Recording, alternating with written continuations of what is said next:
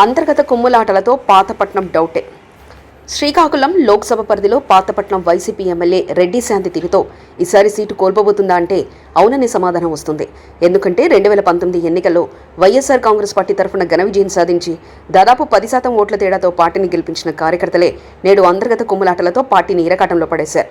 గత ఎన్నికల్లో non local అభ్యర్థిగా రెడ్డి శాంతి అభ్యర్థిత్వాన్ని స్వాగతించినా ఇక్కడి ప్రజలు, కార్యకర్తలు, నాయకులు నేడు అదే అంశాన్ని ఆసరగా తీసుకుని ఇప్పుడు తీవ్రంగా వ్యతిరేకించడం చర్చనీయాంశమవుతుంది. దీనికి కారణం ఎమ్మెల్యేగా గెలుపొందిన తర్వాత నియోజకవర్గంలో ఉన్న కార్యకర్తలతో, ప్రజలతో అందుబాటులో లేకపోవడం, ఎమ్మెల్యేని కలవాలంటే ప్రజలు చాలా ఇబ్బంది పడే పరిస్థితి రావడంతో తీవ్ర వ్యతిరేకత ప్రజల్లో వచ్చింది. చివరికి గడప గడపకు మన ప్రభుత్వ పేరిట ప్రభుత్వం చేపట్టిన కార్యక్రమాలలో కూడా రెడ్డి శాంతికి ప్రజల నుంచి నిరసన సెగలు తగులుతూనే ఉన్నాయి. దీనికి తోడు సొంత పార్టీ కార్యకర్తలను పట్టించుకోకపోవడం, తెలుగుదేశం నుండి వలస వచ్చిన వాళ్లకు పెద్దపీట వేయడం, అనేక అవినీతి ఆరోపణలతో సతమతమవ్వడం ఇవన్నీ ఇప్పుడు పాతపట్నం నియోజకవర్గంలో వైఎస్ఆర్ కాంగ్రెస్ పార్టీకి గట్టిగానే దెబ్బ తగిలే అవకాశం ఉందని రాజకీయ విశ్లేషకులు భావిస్తున్నారు. ఇదే ఎన్నికల్లో తెలుగుదేశం తరఫున బరిలోకి దిగుతున్న మామిడి గోవిందరావు నియోజకవర్గంలో తెలుగుదేశం పార్టీని బలోపేతం చేస్తూ దేనికి వెనకాడకుండా తెలుగుదేశం కార్యకర్తలను సమన్వయం చేసుకుంటూ ముందుకెళ్లడం అధికార పార్టీని మరింత కలవరపెడుతుంది.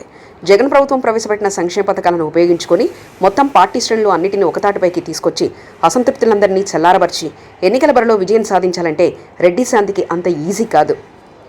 ఓ పక్క ప్రతిపక్ష తెలుగుదేశం పార్టీ అభ్యర్థి కూడా కింది స్థాయి నుంచి వచ్చినా నేడు ఆర్థికంగా బలపడి అధికార పార్టీకి సవాల్ విసురుతున్నారు. చూద్దాం, రాబోయే ఎన్నికల్లో ఏదైనా జరగవచ్చు. మరిన్ని కథనాల కోసం సబ్స్క్రైబ్ చేసుకోండి మీ అక్షర శిల్పం.